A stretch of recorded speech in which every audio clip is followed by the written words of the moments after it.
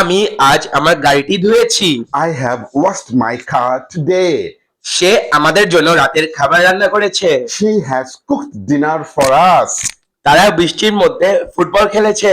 They have played football in the rain. সে এখন জানালাটি বন্ধ করেছে। He has closed the window now. আমরা এখানে 5 বছর ধরে বাস করছি। We have lived here for 5 years.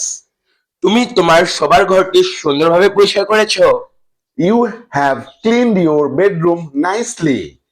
ট্রেনটি স্টেশনে এসে পৌঁছেছে।